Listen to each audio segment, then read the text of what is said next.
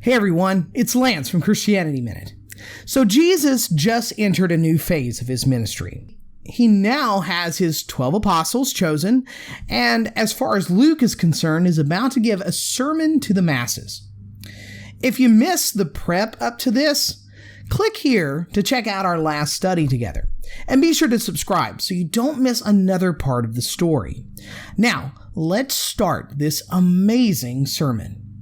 Luke chapter 6, verses 20 through 23. And he lifted up his eyes on his disciples and said, "Blessed are you who are poor, for yours is the kingdom of God. Blessed are you who are hungry now, for you shall be satisfied. Blessed are you who weep now, for you shall laugh. Blessed are you when people hate you, and when they exclude you, and revile you, and spurn your name as evil, on account of the Son of Man. Rejoice in that day, and leap for joy, for behold, your reward is great in heaven. For so their fathers did to the prophets."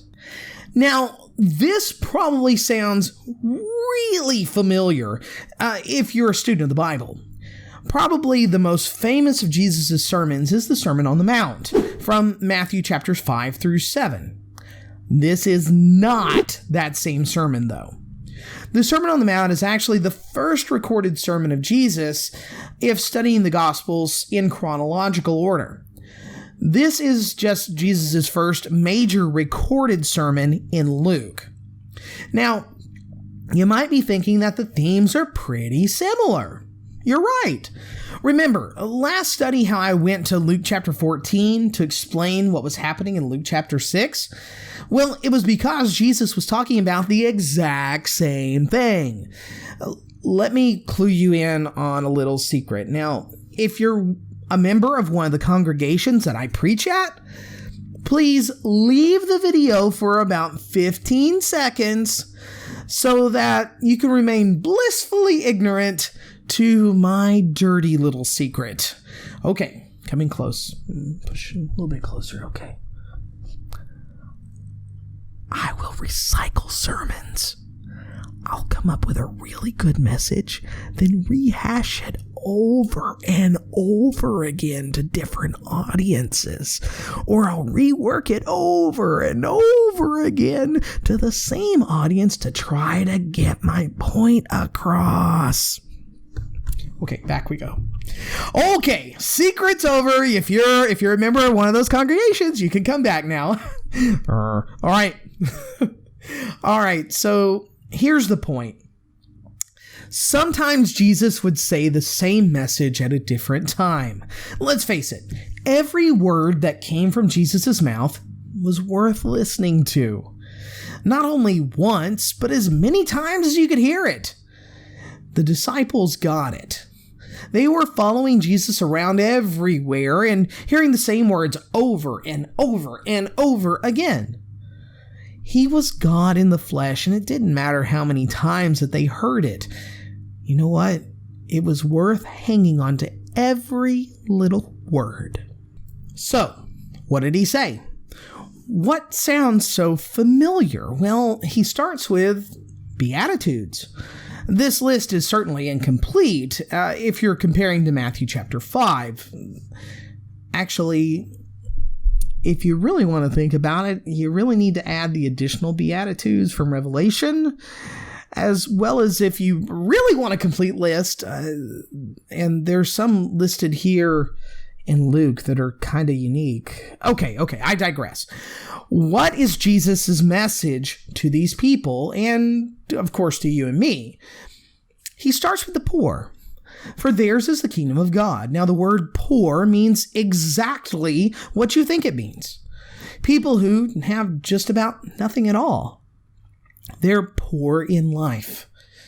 Now, Jesus didn't mean that we have to live destitute lives in order to get into heaven. Instead, he taught that money and the things that tie us to this world are distractions, and they can get in the way.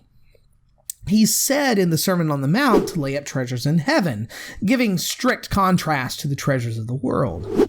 He then talks about those who are hungry and those who weep, and how they'll find comfort later on. Faithfulness is something we all have to keep, and wonderful things await us. Jesus is not talking in absolutes. Of course, we know one individual listening to this who will not see heaven. He won't be satisfied, nor will he laugh. Jesus says that it would have been better for Judas Iscariot if he had never been born. He's talking to his disciples who would be obedient. Their hunger will be satisfied because their hunger is to thirst for God. Back to Matthew's Beatitudes again. And God will provide. Those who weep will laugh. The Greek word implies the word for laugh is an outward sign of pure joy. Certainly, that's what being with God in heaven is going to be like. So he starts with building them up this way. These people, they're not the elite.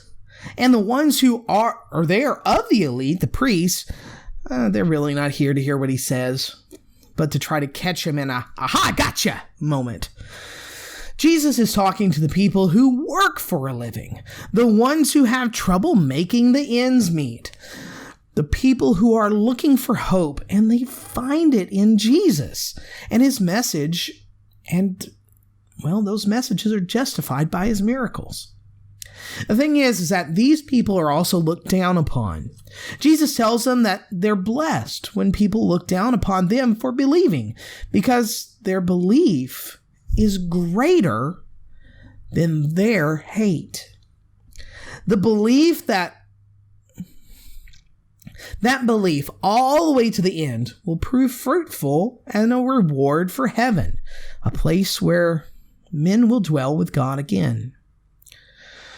Wow. So what a way to begin a speech.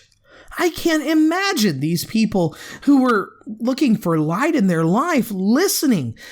They probably had tears in their eyes, their mouths open in awe at what he was saying, the joy welling up in their hearts and in their throats.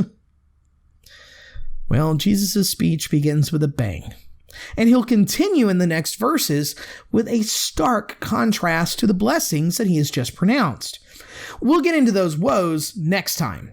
Subscribe and hit the bell icon to be notified as soon as that video posts. Drop a like if you liked this video. Oh, and let me know, what's your favorite beatitude? Let me know in the comments section below. Feel free to share any part of this video, and if you'd like to donate, there are links in the description. If you'd like to keep learning more, check out some of my other videos on your screen now. And I'll see you next time right here on Christianity Minute.